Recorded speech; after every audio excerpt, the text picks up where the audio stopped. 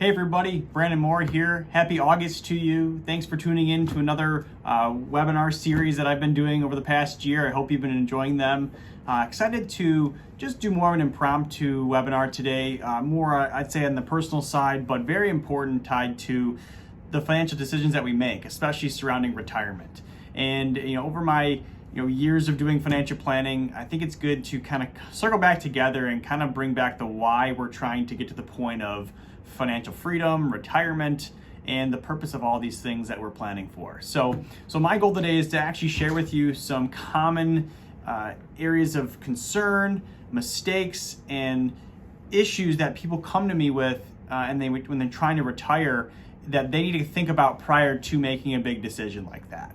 And so I'm going to start off by just kind of going through some of those things that I jotted down and talking about each one of them and why they're so important. So again, if you like what we talk about here, feel free to share with friends and family. And again, hopefully you enjoy this on-demand content that I continue to create. So first things first, let's talk about the four main things that I see when people come to me to say, Brandon, can I retire? Am I ready to retire? What am I missing? And if I were to narrow down the top four things, I'm going to list them here for you. The first one that I see mainly on someone's retirement plan, let's say they got pretty far on their own of where they think they are and what to do from here, is most people are really missing the tax component to their retirement plan. Meaning they're not really focusing on the areas of how they're taking withdrawals or future tax issues or legacy planning. And it's something that really does impact the bottom line. As we know, while we're working as well too, right? A big chunk of our income goes to taxes, and that doesn't necessarily change in retirement, but it can be more controlled by you if you're doing the proper planning. So taxes is the number one thing that I see that people miss out on when doing retirement planning. The next thing is something called the sequence of returns risk. And we've talked about this many a times in meetings. If you're a client, if you have a bucket plan, that's the whole reason that you have that. But people don't realize that the growth phase of retirement is different than the distribution phase of retirement, because our investments work very well if they're left alone, but they do horribly if we're accessing them at the wrong times. And that's what sequence of returns risk is, right? Where you're taking money out in a down market or in a depressed value, and you have less now dollars to recover in that process as the market grows from there. So that is a huge area that is hard to almost understand, and I understand why, because it's almost non-existent while you're working, but you really will start to feel it in down market years in retirement, let's say like 2022. So that's number two, sequence of returns risk. Number three is the lack of diversification. Most people, when they embark on their investment journey, diversification means different things to different people, and understanding what that truly is in a portfolio is sometimes hard, because you can say, oh, I own one fund or one index, and that diversifies me across those companies. While that is true, there's so many other sectors and markets that you need to participate in to make sure that you're not overexposed in one area. So people go to retire and they think that that same plan of accumulation that they almost got lucky with in one area worked so well. Well, if it doesn't work well in retirement, well, we don't have much of a time to make changes to improve that, right? We have one shot at this. And why should we put all of our eggs in one basket, especially in our overall portfolio? So diversification is very, very true. And it's something that we need to teach more as I sit down with individuals and do more planning. Now, the fourth thing, it might surprise you a little bit. It's not so much on the financial side, but it's asking yourself, if you're trying to retire, what is life going to be like after you stop working? You've been doing something for 30, 40 years, whether it's one job or another, and you're going from 100 to 0 very quickly.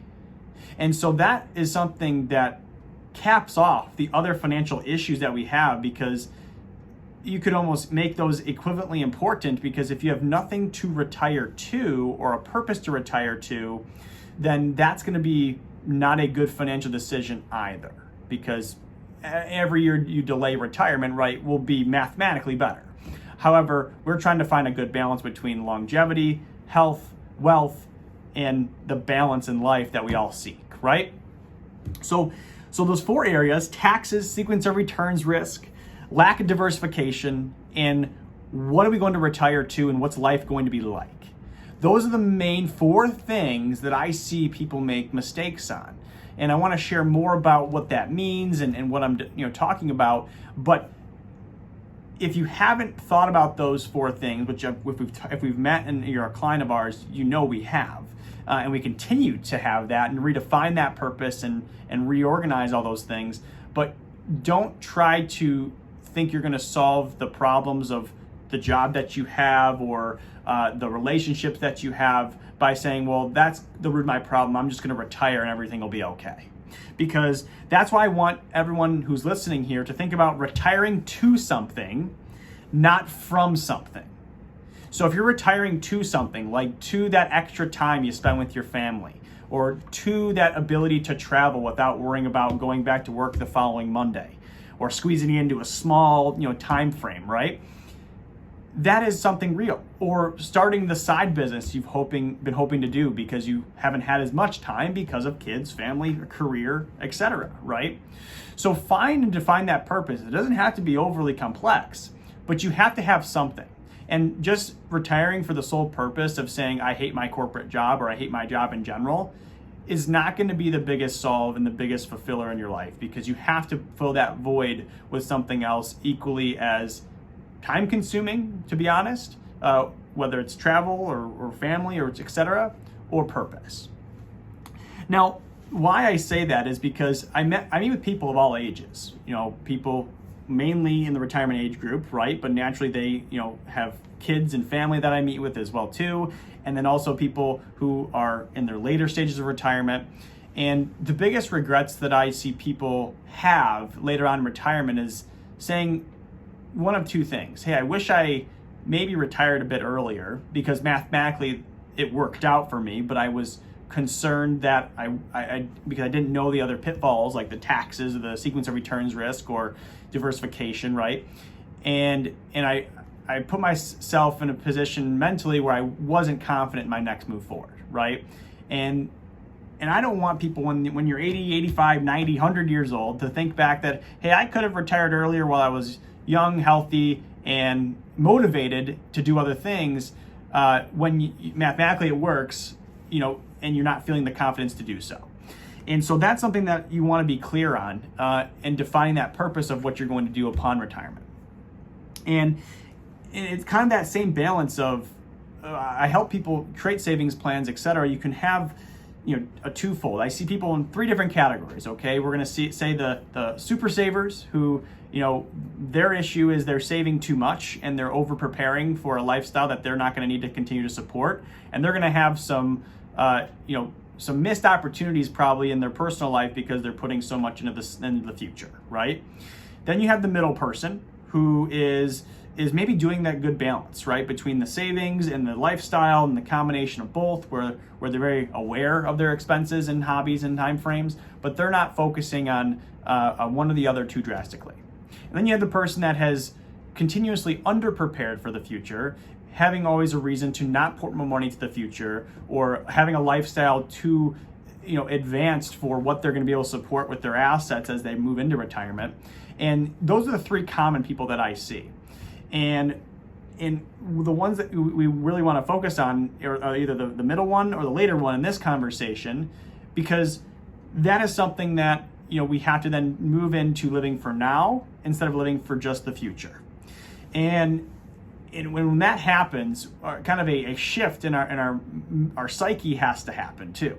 And because those 2 demographics that I just talked about are not just people who are 50, 60, 70 years old who are super savers or good savers and balancers. It's those who are even in their 30s or 20s or 40s. Because if you have someone who's putting away 70% of their income to say, hey, I want to retire early, well, is that really going to be fulfilling for them as your priorities change as you get later in life, right? Because like we said, if you're not retiring to something and you're just retiring from something thinking, I just don't want to work forever, well, we need to have that plan to fill that gap, okay?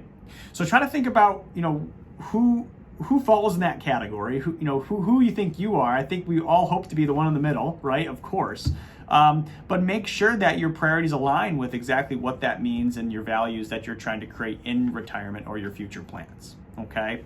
Now, when another conflict that I see when people say, Brandon, can I retire? Are there things that I should be doing now to prepare for that? Do I have enough money?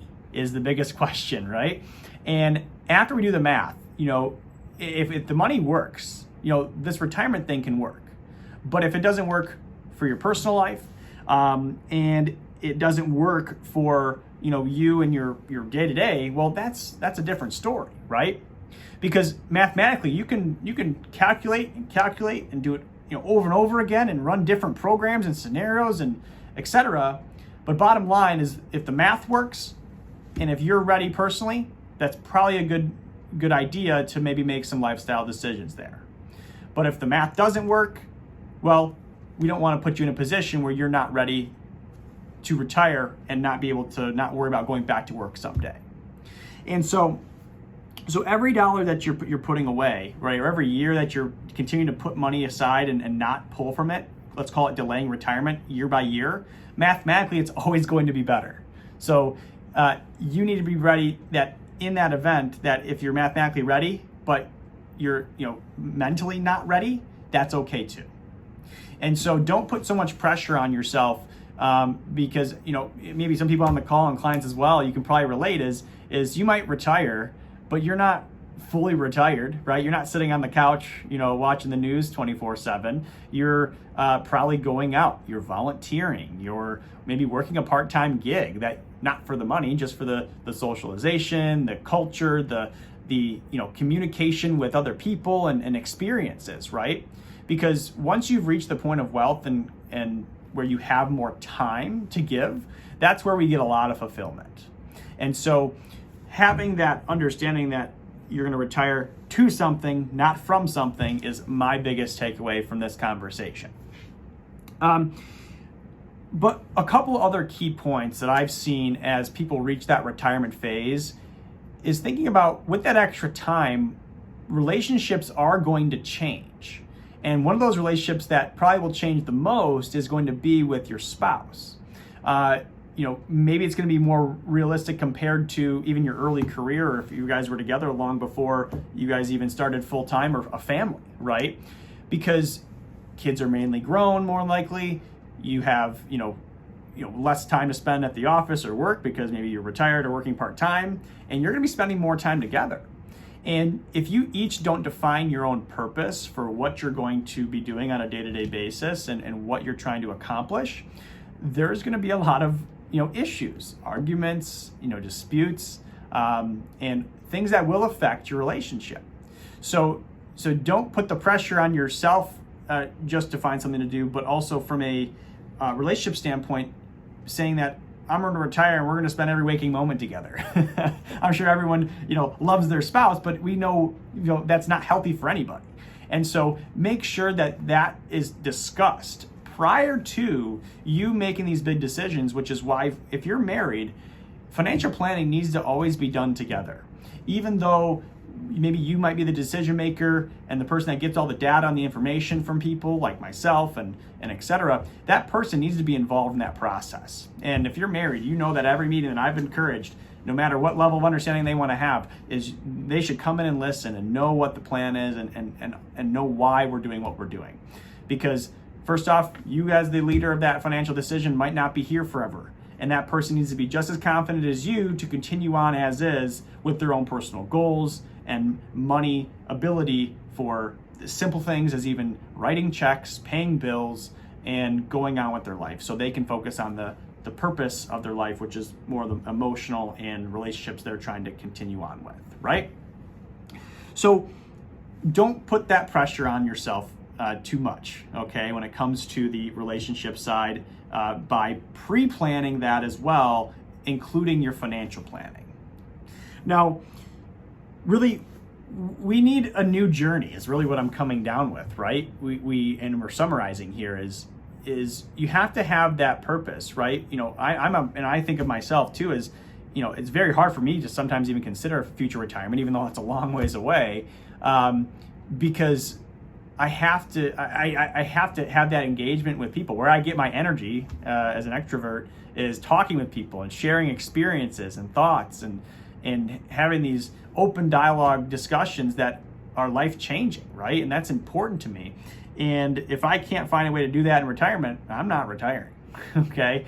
And that's my thing, right? Whereas your thing might be completely different, right? You might be that world traveler or that adventure person or even that, community service person who loves to improve the community and make the world a better place. And so whatever that means to you, define that journey. Make sure you've thought about the pitfalls that we discussed in the beginning, right? Which was taxes, sequence of returns risk, lack of diversification, and knowing what life's going to be like after retirement. And as long as the math works to retire, you're probably going to be in good shape. But you also need to make sure, encompassing all of this, is as you get through different stages of life, you know that this plan's going to change. And I showed this diagram in past webinars, but think of like the financial plan that we create and talk about is, here's your plan and where your starting point is, and here's your goals. And we think the plan's gonna go like this, right? Straight line, perfect. That's what every projection says, right? But what's gonna happen is our plan's gonna look like this. It's gonna go back and forth. We're gonna go above the line, below the line, above the line, etc. And at these curves, we need to make sure that these curves are not just going to happen by themselves. They need us to make decisions and change to make sure that that plan stays on track. And the market's going to be crazy. World's going to change. Relationships are going to change. And if you don't have that confidence that you can stick to that original plan with that, that's what we call comprehensive planning on an ongoing basis. That's what, clients on the call, that's what we do, right? We navigate, we pivot, and we make sure that the main goals are still in focus at all times.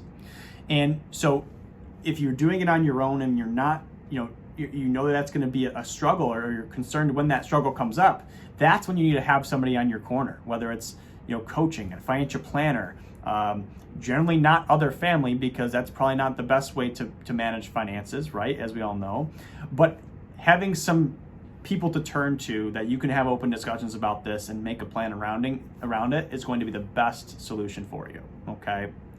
So I know this wasn't super organized or really focused on a very detailed financial topic, but I hope this was more insightful, right? Made you think more about the internals of financial planning, the reasons and questions people ask me all the time, why and how can they retire with the money they have and what their goals are. And my goal in these workshops are to simply share everything that I learn on a day-to-day basis with you. And I learn not only things from the changing financial world, but I learn a lot from the people themselves.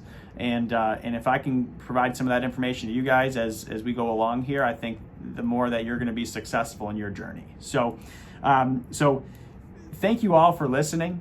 Me babble on here for a few minutes. I hope this was a good session. And again, any topics that you guys want covered, and this was one of them, please write into me. Send me an email, bmore@investwisefinancial.com. Feel free to respond to the invite there that you're even clicking the link on to view this webinar, and I will be sure to include this in future workshops and whatever topics you want to be covered. So thank you, everybody. I hope you have a wonderful second to last month of the summer, right? We still got to mid-September, a little late September before summer actually ends. So don't break out the pumpkin spice and the Halloween decorations until then. But as you know, you all know me, I'm a summer person, big water skier, so I get very sad at the end of the summer. But please enjoy yourselves and reach out if you have questions, okay? Thank you all. Have a great rest of your day, and we'll talk to you soon. Bye-bye.